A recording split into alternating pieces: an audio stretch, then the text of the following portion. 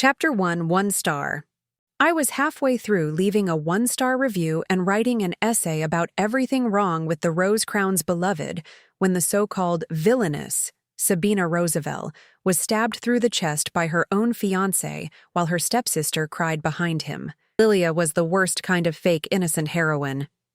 The sort who stole your fiancé, planted poison in your room, then cried while asking everyone to forgive you. A textbook White Lotus from a bad romance novel, in other words. The game claimed Sabina had poisoned Lilia at a royal celebration. A vial was found in her room, and letters from her childhood friend called her jealous and unstable. Before the guards finished investigating, Lucien confronted her. Sabina reached for a sealed letter inside her cloak. He assumed it was a weapon and stabbed her. Nobody opened it afterward. Her father buried the scandal to protect House Rosavelle. Lilia recovered, married Lucien, and inherited Sabina's property. Only Lady Octavia Serafel Vindex questioned the untraced poison, sealed letter, and why her brother killed Sabina before the guards arrived. The game treated her as cold for delaying the happy ending. I considered her the only competent character. Lady Octavia had appeared for 11 seconds in the trailer. That had been enough to convince me to buy an Otome game full of men I had no interest in dating, and one woman the developers refused to let me romance. False advertising deserved its own paragraph. I worked in e-commerce marketing and public relations, handling launches, supplier failures, complaints, and brand crises.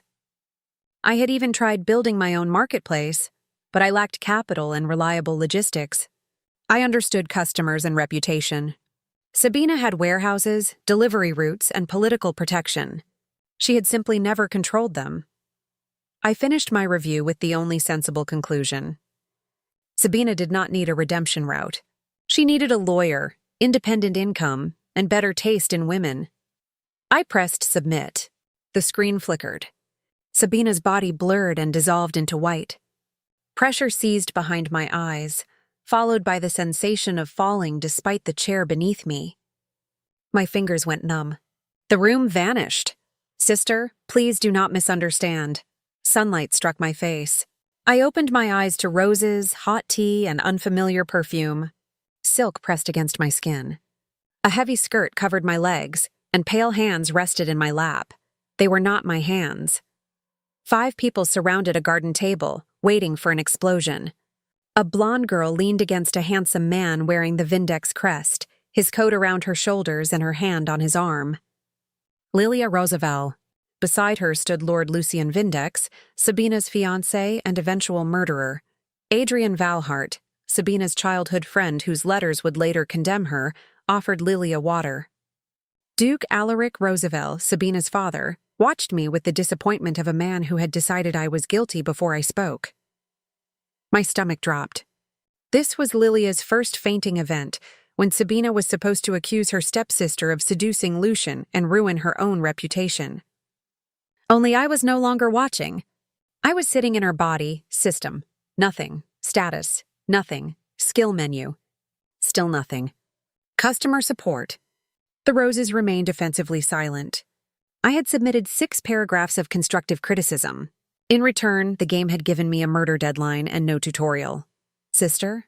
Lilia tightened her grip on Lucien's arm. Lord Lucien only helped because I felt faint. I am sorry for interrupting your time together.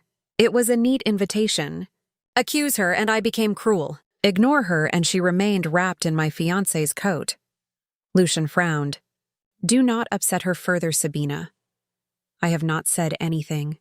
You are glaring. I was assessing the product defect. Adrian handed Lilia the water. Why must you always assume the worst of her? They had already decided I was guilty. They only needed me to perform. Lucien stood there, handsome and confident that 2 women wanted him. We should cancel the engagement. Lucien blinked. What? Our engagement. We should end it. Lilia's expression slipped for half a second before becoming wounded concern. Lucien laughed without humor. You cannot expect me to believe this performance. You repeatedly abandon your fiancé to attend to my stepsister. You meet her privately, defend her before anyone accuses her, and call me irrational whenever I notice. I am protecting someone vulnerable.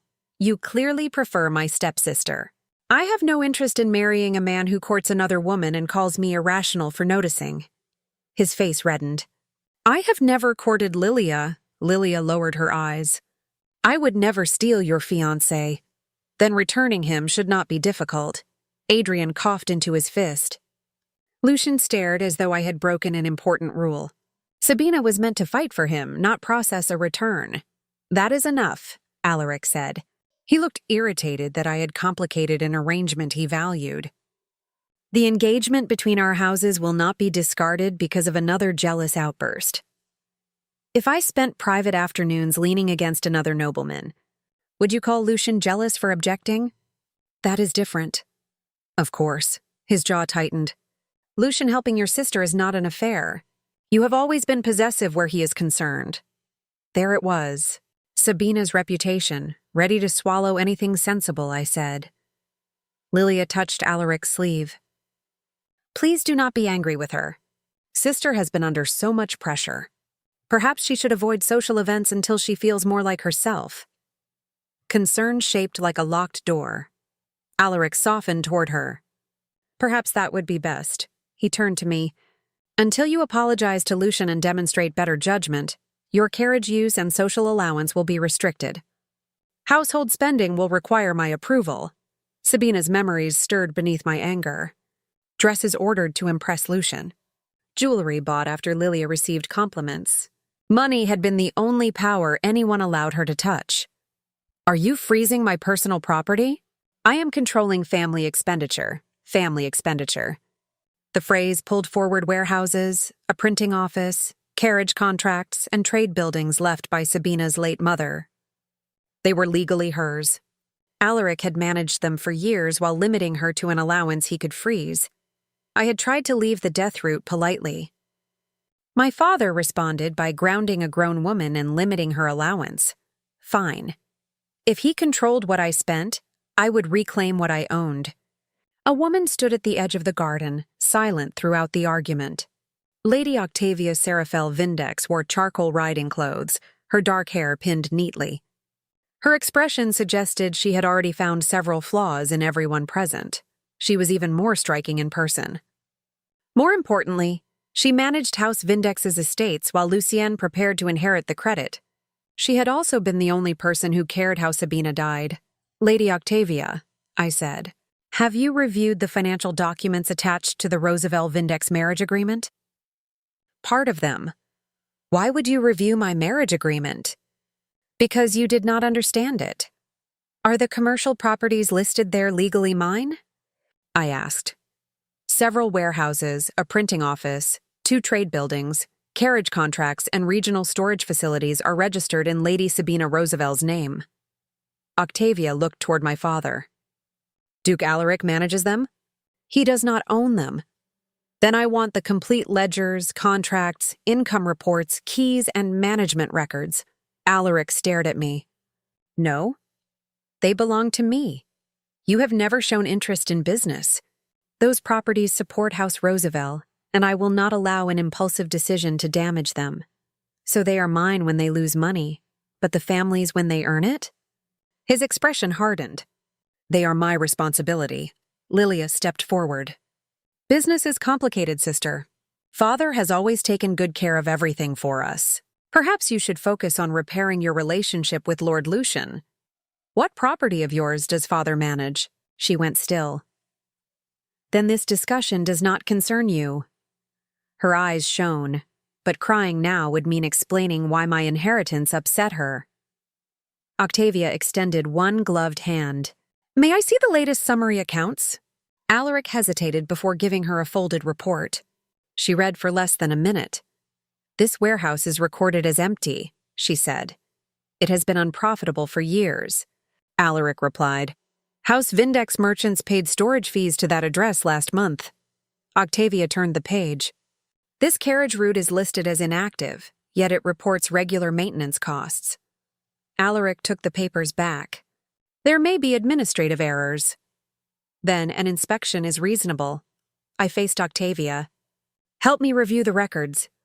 Her gaze settled on me with open suspicion. Last week you called my involvement in Lucian's affairs intolerable. Why would you trust me with your property? Because you were the only person who cared whether Sabina had been murdered. Because you examine evidence before deciding what you want to believe. Octavia went still. I will help under formal terms.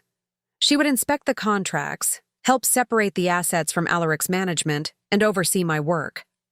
In return, I had to make one property independent within 90 days. If you abandon the work or lose money through negligence, I withdraw, she said. I accept. You have not read the terms. That may be the most attractive thing anyone has said to me today.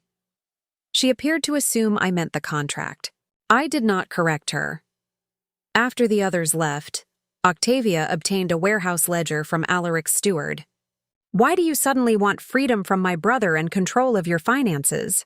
Because depending on people who do not respect me is dangerous. You do not sound like the woman I spoke to last week. Perhaps she finally learned something. Octavia opened the ledger. Several payments were recorded as maintenance reimbursements, although they arrived monthly. Rental income. None had entered Sabina's personal accounts. Octavia closed the book.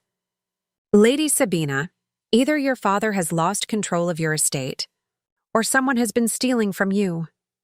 They had taken Sabina's fiancé, freedom, credibility, and apparently her money.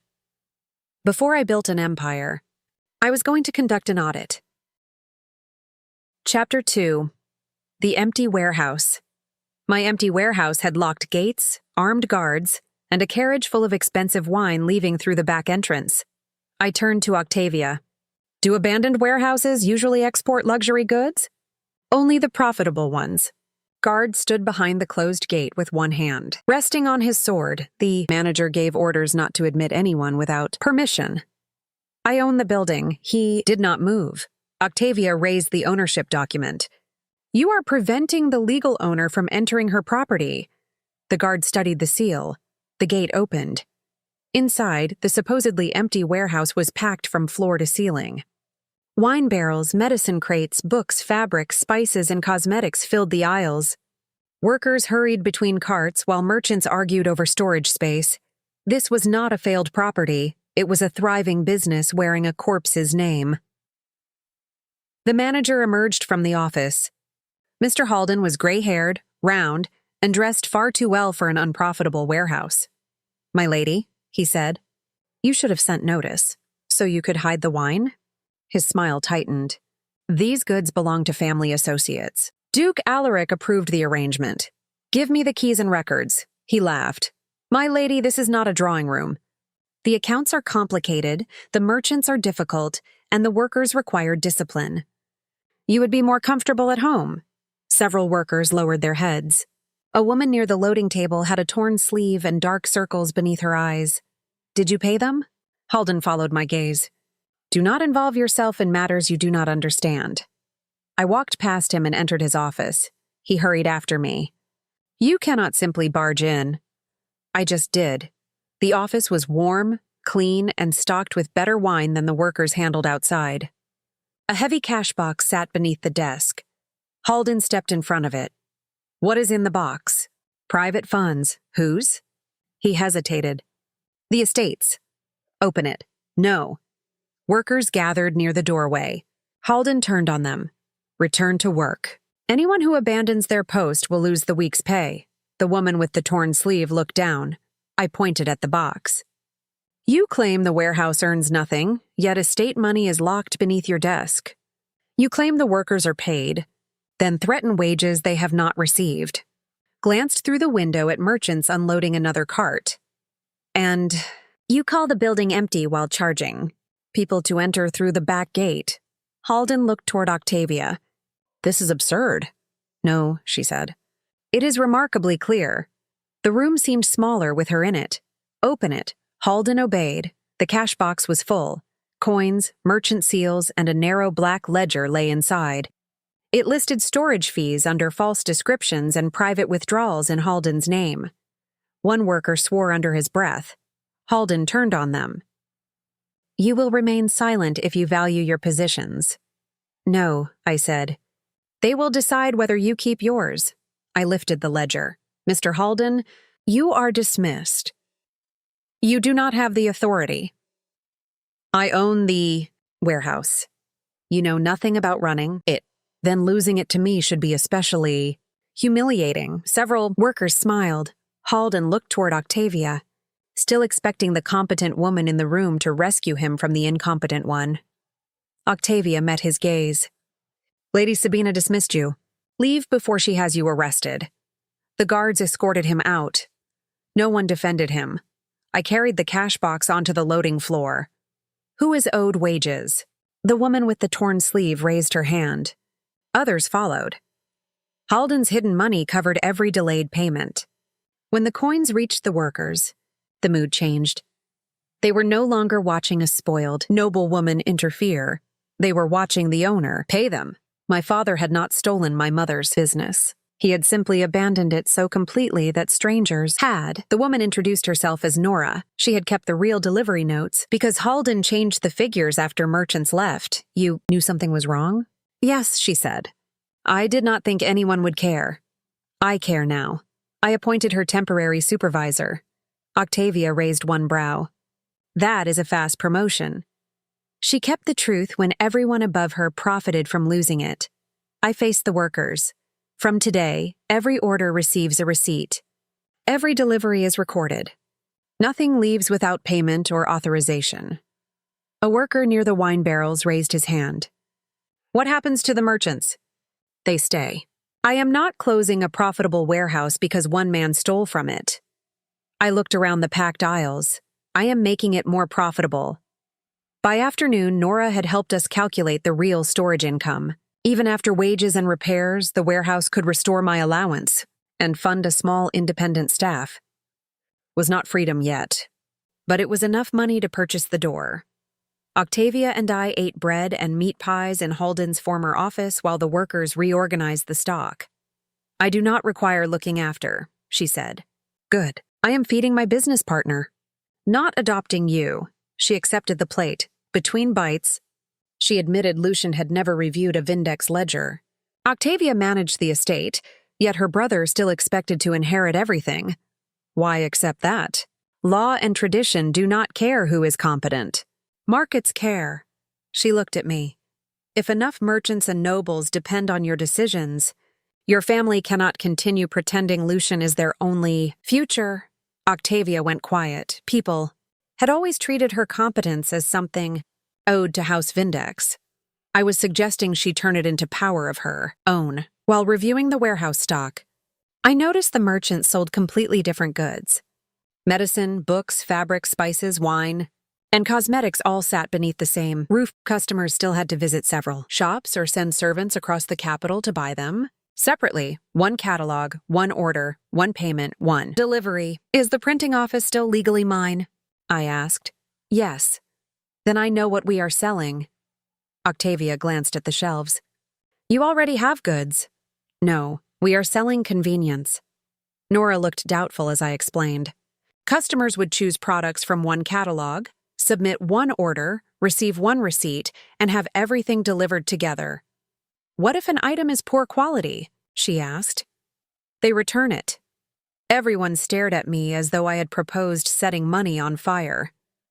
We will begin with catalog ordering, receipts, and reliable delivery, I said. The returns can frighten you later. Nora looked across the warehouse. Do you truly think people will buy goods they have never seen? Before I could answer, Octavia placed the recovered ledger on the table. How soon can the printing office produce the first catalog? The workers turned toward her.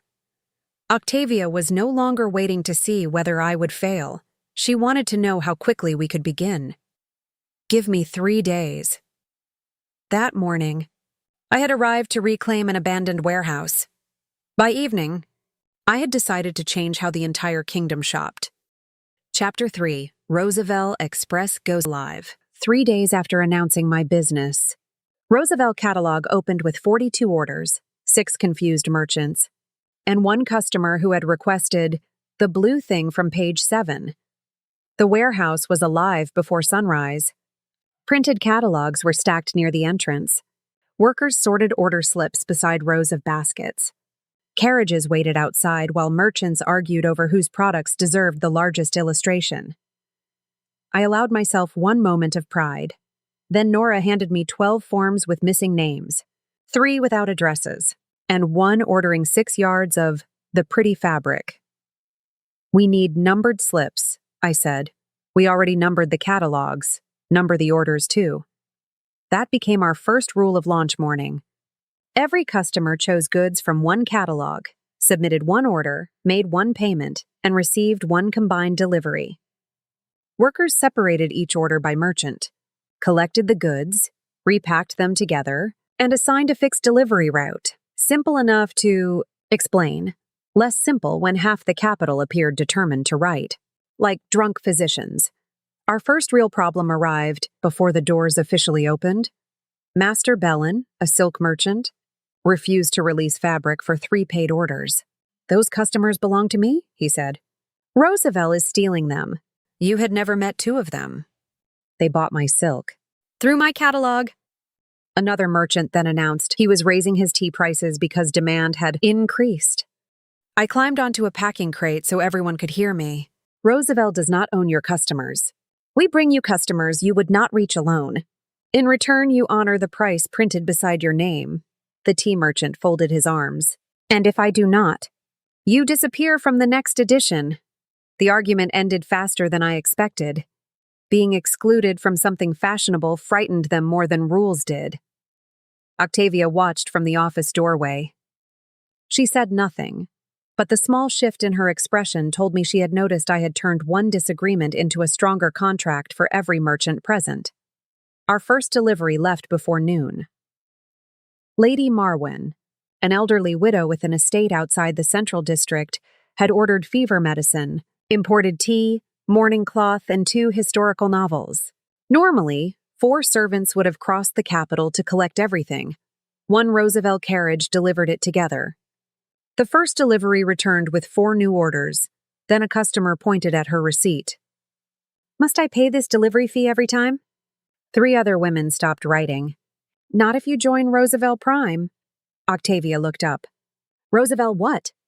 For 1 annual fee, members receive free standard delivery, priority processing, and early access to new products.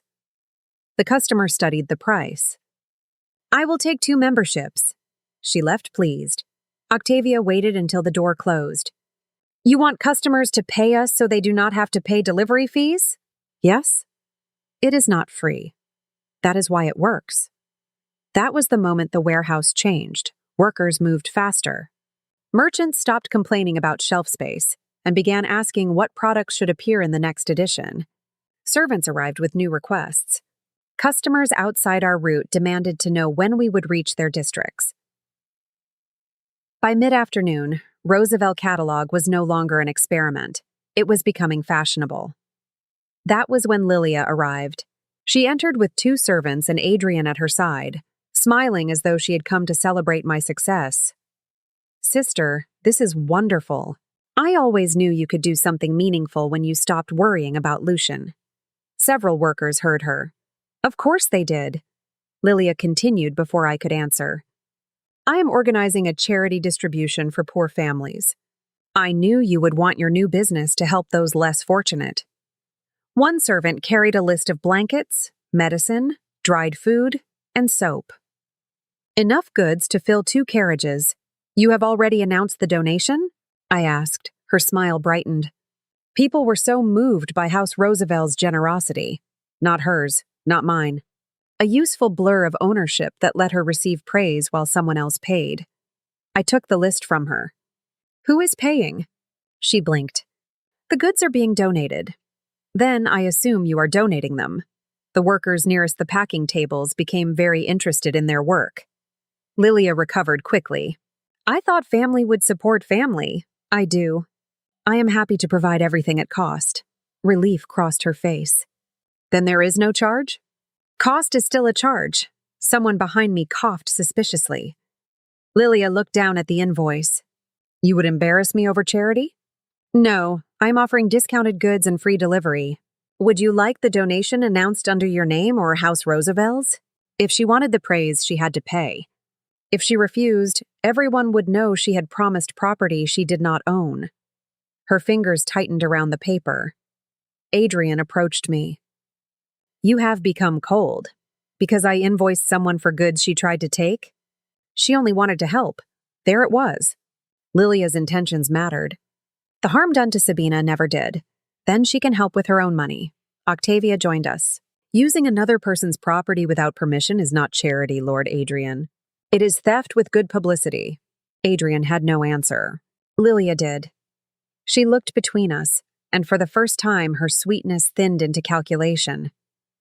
She had expected Lucian to remain the center of my life. She had not expected Octavia to replace him. By evening, the first day totals exceeded even my optimistic estimate. We had fulfilled most orders, added 7 merchants to the waiting list, and received requests from 2 districts, outside our current routes.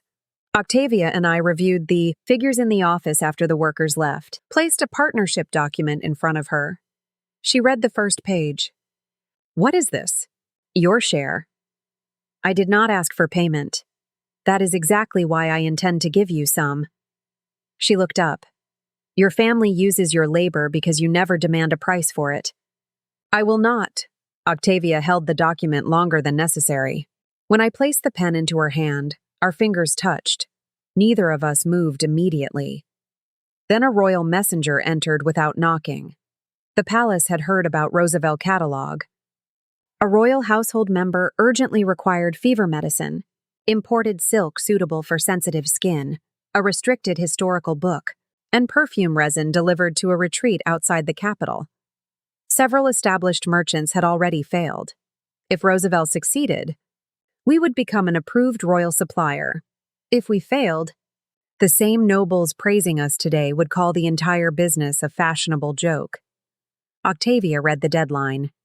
"Royal failure is remembered longer than ordinary success." "I accept." The messenger bowed and left. I divided the order immediately.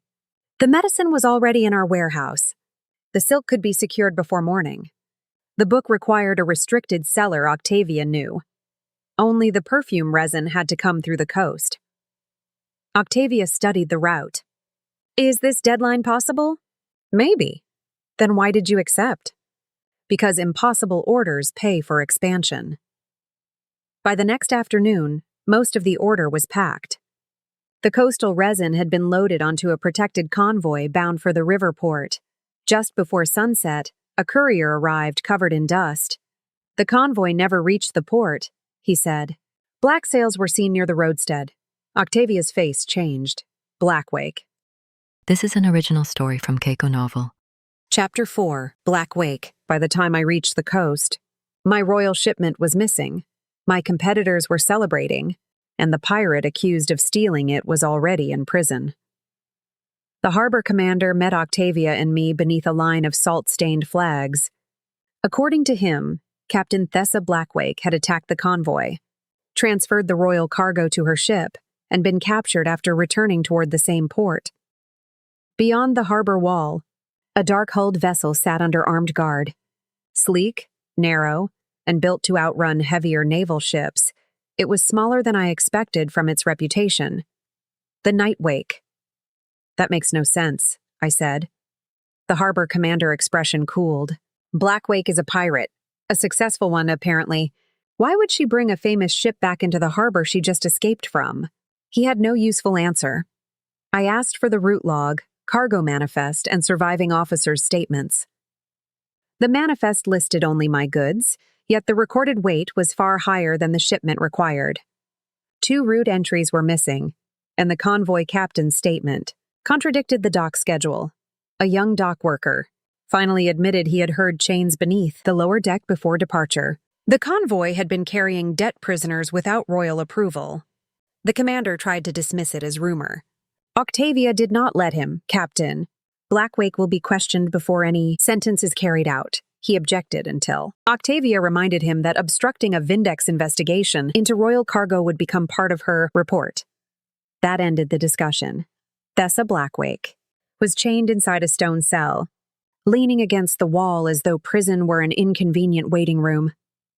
Dark hair fell loose around her shoulders and a scar crossed one eyebrow. She looked me over slowly before smiling.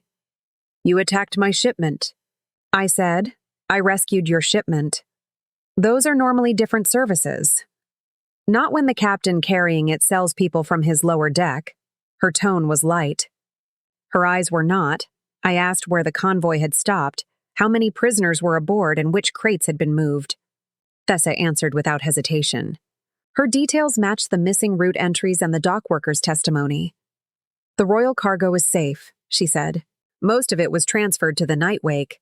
The rest is in an old salt storehouse linked to our coastal route. Then why return to port? 3 of my crew were captured." She said it as though abandoning them had never been an option. The harbor authorities had seized the Nightwake the moment she came back for them. Thessa stepped closer to the bars. "Release my crew, and I will take you to the cargo." "I cannot grant pardons." "Then your royal customer can enjoy an empty carriage." I studied her. She had leverage and knew it, so did I. "You receive temporary release. The Nightwake is released under Rosavelle contract. Part of your crew remains under supervision until the cargo is recovered. You testify against the convoy captain, and I petition for full pardons after successful service." Thessa laughed once. "And if the crown still wants us hanged? Then I make your crew too profitable to execute." For the first time, her amusement became genuine. Outside the cell, Octavia lowered her voice. "Sponsoring a pirate could damage Rosavelle and House Vindex. Losing the royal shipment damages us today. You trust her?" "No, I trust that she wants her crew alive." Octavia glanced back toward the cell where Thessa was still watching me. "That is not the only thing she appears to want." The temporary release was approved under Octavia's authority and my liability. The Nightwake would remain legally bound to Rosavelle until the cargo was recovered, while part of Thessa's crew stayed under harbor supervision. When Thessa stepped out in iron cuffs, she leaned close enough for me to smell salt and smoke. "You are prettier than the merchants who usually threaten me." "I have not threatened you." "Then I have something to look forward to." Octavia placed the contract between us. "Sign." Thessa smiled at her. Then signed. 2 of Thessa's crew led us past the seized Nightwake and along the cliffs toward the hidden storehouse. They did not trust me, and one said so directly. "Why should we follow a noblewoman promising pardons? You should not trust me yet. Trust the contract and the fact that I need the cargo as badly as you need your crew." The sailor glanced at Thessa. "She is telling the truth," Thessa said. "That is not the same as trusting her." "No, it is better. Trust can be betrayed. A woman protecting her own interests is much easier to predict." I was beginning to understand why her crew followed her. Thessa looked at me and smiled. "Do not sound offended, merchant. I meant it as praise." We saw smoke before we reached the building. The convoy captain had sent men to destroy the storehouse and remove the prisoners before they could testify. Flames licked along one wall while hired swords broke open. Crates and dragged documents toward the fire. Thessa's crew charged first. Octavia took command of the prisoners and ordered the harbor guards to secure every surviving record. I found the royal seals, identified the correct crates, and sent workers to load them onto the nearest carts. A shelf collapsed behind me. Thessa caught my waist and pulled me against her as timber crashed where I had been standing. "You could have warned me. You were busy ordering pirates around. You were following the orders." That was the attractive part. I had no useful response. A wounded crewman fell near the burning wall. Thessa abandoned a crate of perfume resin worth more than some estates and went back for him. At the same moment, one of the rescued prisoners cried out from beneath a broken beam. "People first," I shouted. "Leave the cargo." Thessa looked at me across the smoke. Something in her expression changed. Together, we pulled the prisoner free before the roof gave way. Most of the royal order survived. One resin crate had burned, but a coastal perfumer agreed to replace it after Octavia threatened to record his earlier dealings with the convoy captain. By sunset, the cargo was moving toward the capital. The prisoner's testimony and the captain's records proved why Thessa attacked. The execution orders against her crew were suspended while the case was reviewed. I placed Thessa, her crew, and the Nightwake under Rosavelle's sea contract while the pardon case was reviewed. Octavia looked toward the dark-hulled vessel. You do not have enough sea shipments to justify hiring an entire pirate ship. I followed her gaze to the Nightwake. Then I will find enough shipments. Thessa smiled. Careful, merchant. That almost sounded like ambition. The royal order reached the palace before the deadline. The royal secretary sent back a sealed approval naming Rosavelle an official supplier. By noon, merchants who had laughed at the catalogue were requesting meetings, and 2 coastal traders had asked to join our future routes. The sea had nearly destroyed my business. Instead, it had given me somewhere new to expand. Chapter 5. Blackwake under contract. By the time I returned to the capital, the royal order had been delivered, my business had survived, and Lilia had convinced half the city I was sleeping with a pirate. At least that version of the gossip was more interesting. Lucian confronted me in the Rosavelle drawing room with Alaric, Adrian and Lilia watching. Thessa stood near the window in her captain's coat, looking entirely too amused by the situation. You will dismiss her, Lucian said. Blackwake damages House Rosavelle and House Vindex. Rosavelle Express does not require your approval. You are still my fiancé. Temporarily. His face tightened. You are doing this to provoke me. You are not important enough to build a shipping network around. Lilia stepped in before he could answer. I do not judge Captain Thessa. I only worry sister may not understand how dangerous pirates can be. Thessa smiled. Usually the kind who are invited through the front door. Lilia's expression faltered. Alaric was less dramatic. The Nightwake is a serious expense. You do not yet have enough sea orders to justify an entire vessel and crew. Octavia, standing beside the mantel, gave a small nod. The numbers do not support it yet. That was a real problem. Fortunately, I already had a solution. I did not hide Thessa's reputation. I printed it. The next catalog edition announced Blackwake Priority, a premium coastal service for urgent medicine, legal documents, luxury goods, and deliveries traditional merchants considered too small or inconvenient. The promise was simple. Faster coastal routes, secure handling, guaranteed departure dates. Customers already knew Blackwake's name. Paying to erase that reputation would have been wasteful. Better to make people pay for it. When Thessa saw the first advertisement, she held it at arm's length. You made my sword larger. Customers preferred it. You shortened my coat. It covered the company name. Her eyes narrowed. You have commercialized my legs. They also tested well. Octavia silently removed one of the proofs from the table. Several established shipping merchants refused to cooperate with Rosavelle. I ignored them and targeted everyone they neglected. Remote estates, independent traders, small but valuable shipments, customers beyond profitable main routes. The first test arrived that afternoon. Greyhaven, an isolated fishing town, urgently needed fever medicine before a storm closed the coast. The order was too small for the larger carriers, the destination was inconvenient, and the weather was worsening. I accepted before anyone else could refuse. Thessa studied the normal route and tapped the map. That takes 2 days.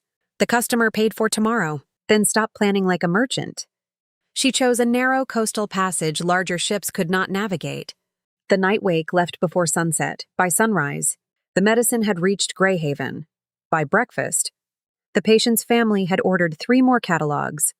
The Nightwake returned before the traditional carrier would even have departed. A nobleman asked how Thessa had delivered so quickly.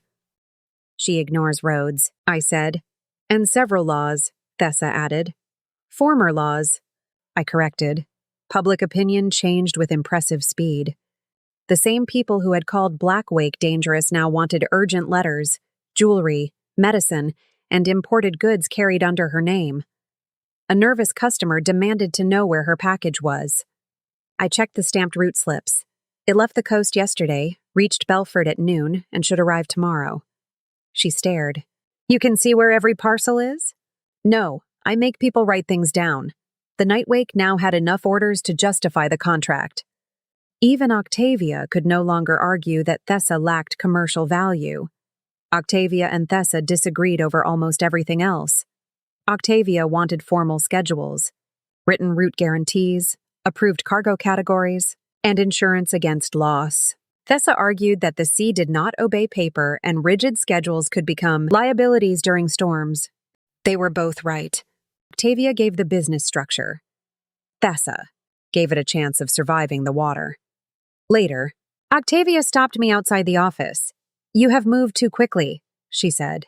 "An entire vessel and crew under your name creates risks you do not yet understand. I thought the service had proved itself.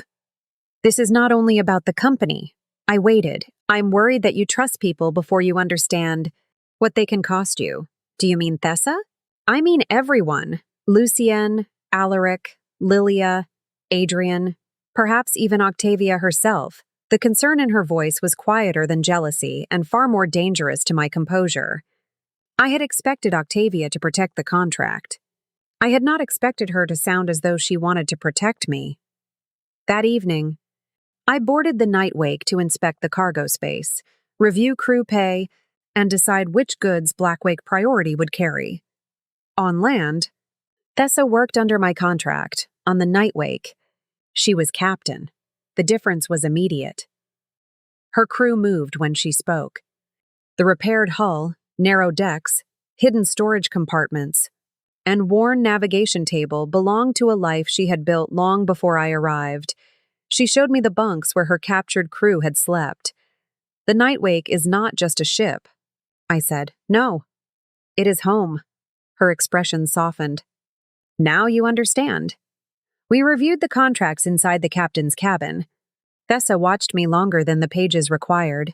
Sabina Rosavelle does not match the woman standing in front of me. My hand paused over the ink.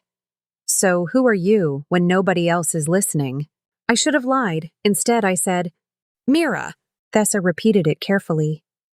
The sound of my name in her voice unsettled something I had kept tightly contained since waking in Sabina's body. "Sabina is the name the world knows," I said. "Mira is the person making the choices now." She did not demand an explanation. She only closed the contract and placed one hand over it, as though sealing something more private than a business agreement. "Then Mira belongs to the ship." That sounds possessive. It was meant to. When I returned to the manor, Adrian was waiting. "People are worried," he said. "You canceled the engagement, reclaimed the warehouse, began working with Octavia, hired a pirate, and started keeping secrets. You do not act like yourself." I remembered the letters used in Sabina's trial. "Have you been writing these concerns down?" He hesitated. That told me everything. "Lilia suggested I keep a record in case you needed help." Of course she had. Recording someone's private behavior without context is not protection, I said. It is preparing a version of their life they cannot defend themselves against. "I would never use the letters to hurt you. That does not mean someone else will not." Later that night, I saw him carrying a sealed bundle toward Alaric's study. In the original story, Adrian's letters helped convince the court that Sabina was dangerous. This time, he had started writing them months early. Chapter 6: The Heroine's Story. Adrian had written 23 pages proving I was ambitious, private, and unwilling to marry Lucian. Apparently, these were symptoms. Alaric summoned me to House Rosavelle, where Lucian, Adrian, and Lilia waited beside a sealed stack of letters. Octavia stood near the window. Thessa had not been invited. Adrian looked miserable. "I recorded the changes because I was worried about you." The letters described real events. I had broken the engagement, reclaimed the warehouse, worked with Octavia, hired Thessa, refused Lilia's charity request, and changed the family business. Every choice became evidence of instability once written by someone determined to misunderstand it. Lilia touched Adrian's arm. "Please do not judge sister. She has been under so much pressure. She may not realize how dangerous her decisions appear." There it was. Lilia never called Sabina unstable.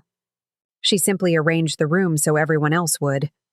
Lucienne placed one hand on the letters. "This proves you should not control assets connected to our future marriage." Rosavelle Express should be placed under joint supervision until you recover. You have never managed House Vindex. I am still your fiancé. That is a legal inconvenience.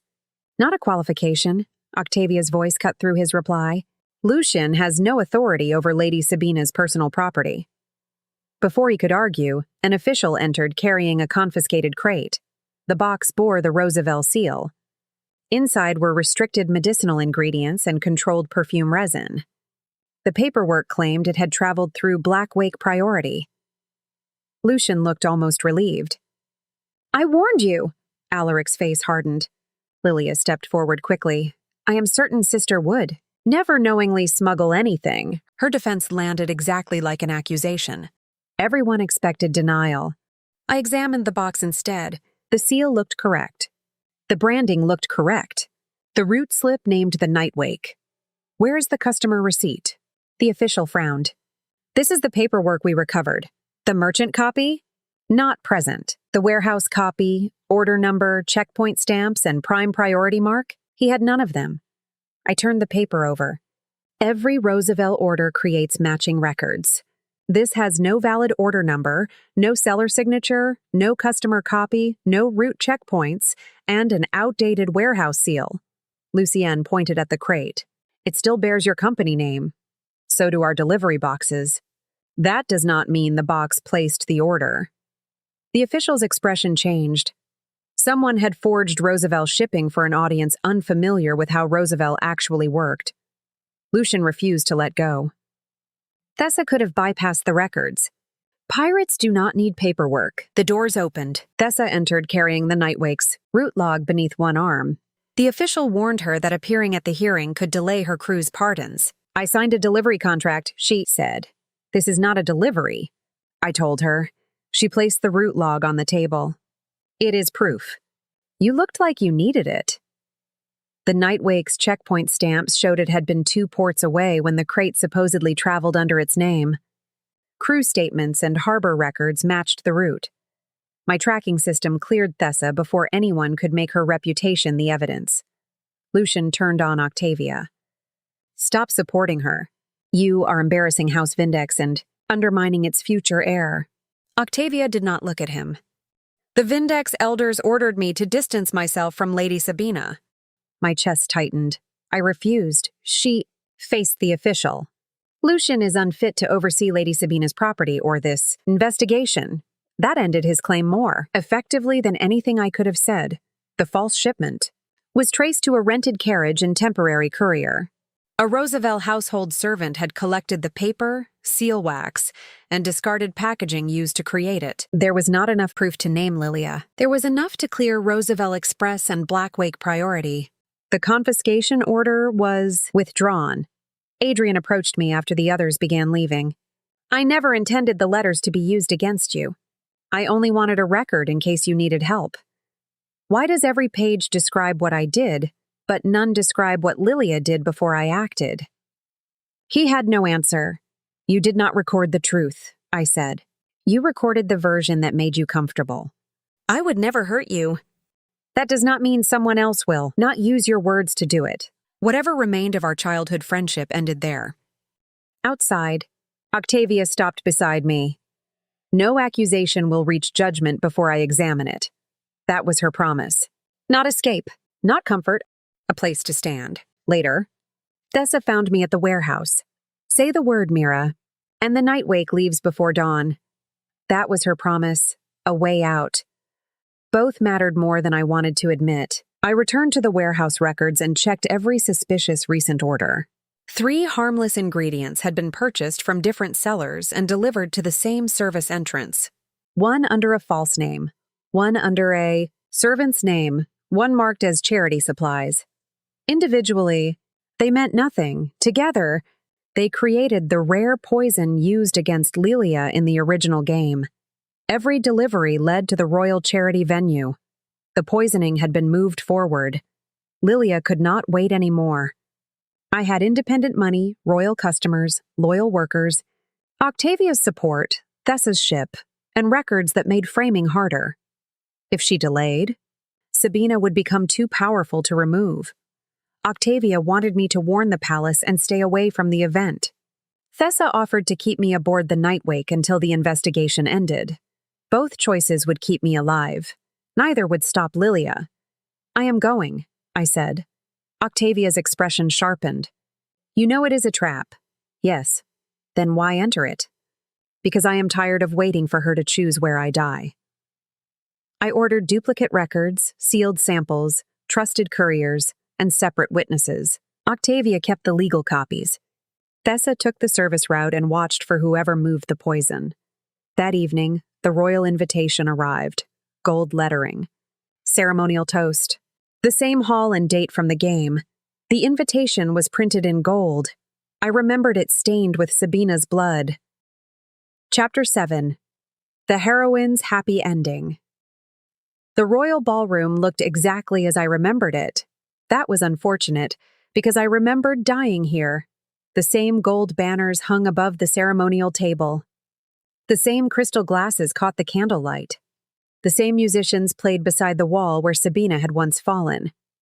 Octavia stood near the royal dais as House Vindex's representative, close enough to intervene without appearing to guard me. Thessa waited beyond the servants' entrance with selected crew from the Nightwake. Octavia controlled the room. Thessa controlled the exits. Lilia approached before the toast, dressed in white and smiling for the nobles already watching us. Sister, Rosavelle has achieved so much. I hope today can be a new beginning for us. I hope so too. I never wanted to take anything from you. Then today should be very easy for you. Her smile held, though she did not understand the warning. A Rosavelle courier passed behind me and touched 2 fingers to his sleeve. One ceremonial tray had entered through the wrong door. The servant carrying it was not on the approved list. I did not stop the procession. Across the room, Octavia caught my glance. The plan had begun.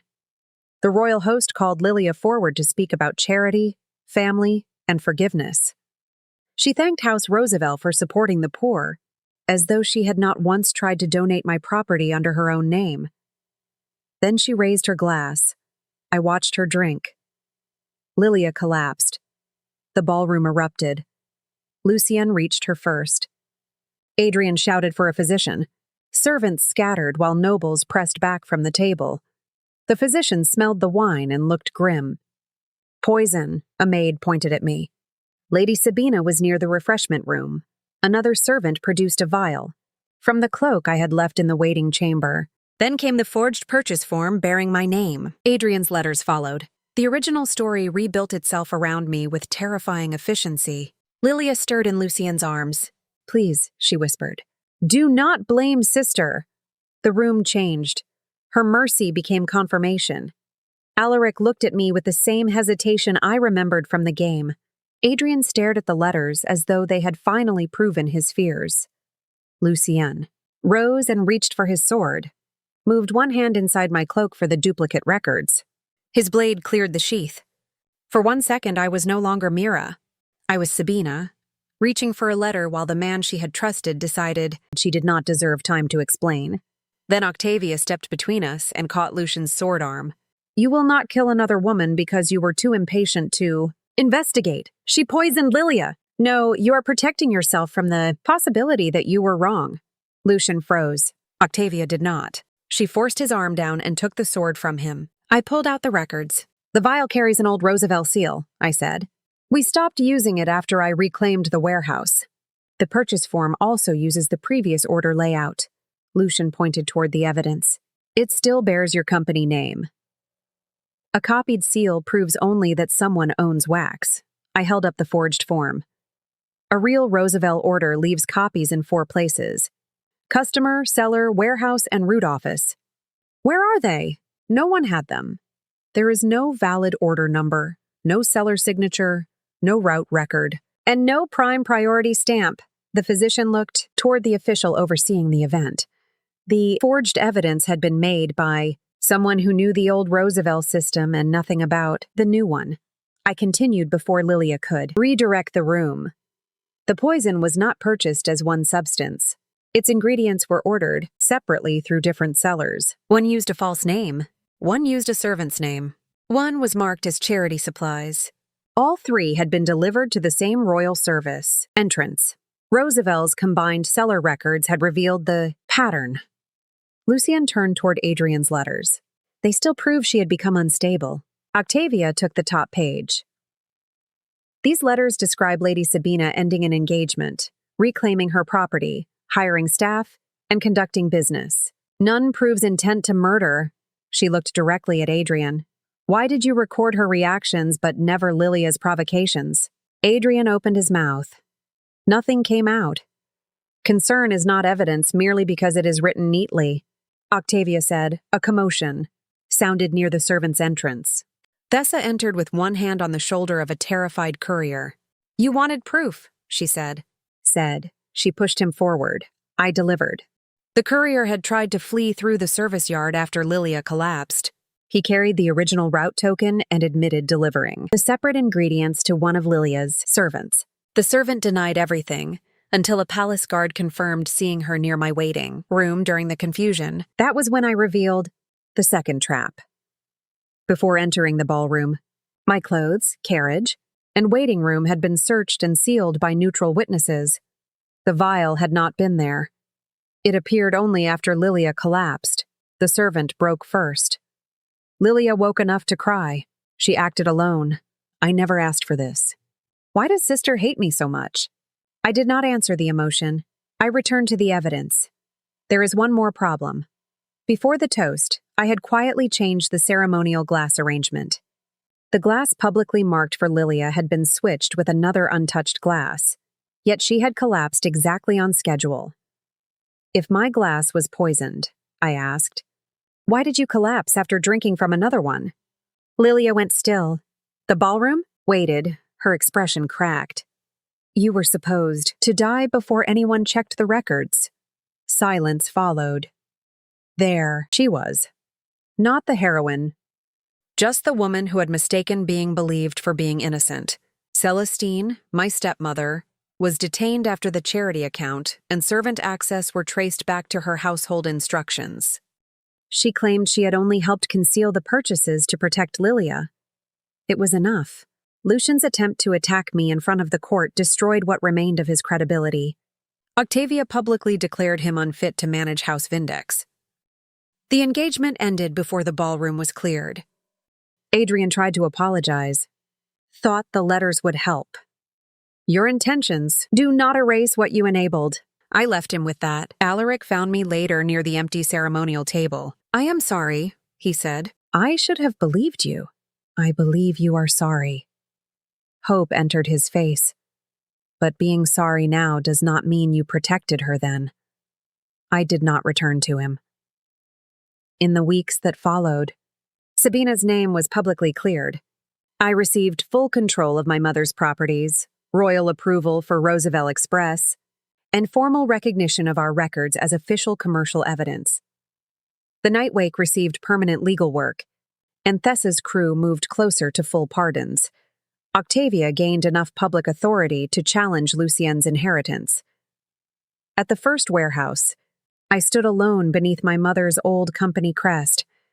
Sabina had spent her life waiting for someone to believe her.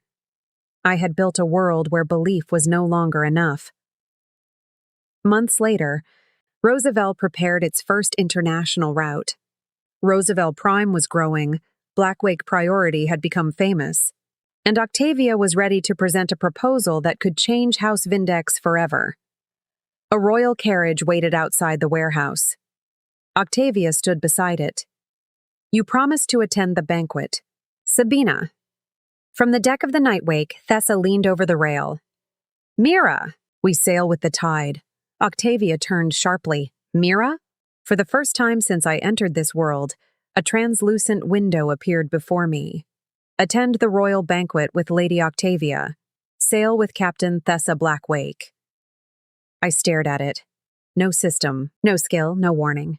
No help, but the moment two women were involved, the game finally offered me a choice. Oh, now you decide to work? Thank you for listening. If you enjoyed this story, subscribing and leaving a like really helps more people discover my original stories. And if you'd like to support the channel a little more, membership includes early access to stories, exclusive artwork, wallpapers, and bonus content. Either way, thank you so much for being here. I'll see you in the next world.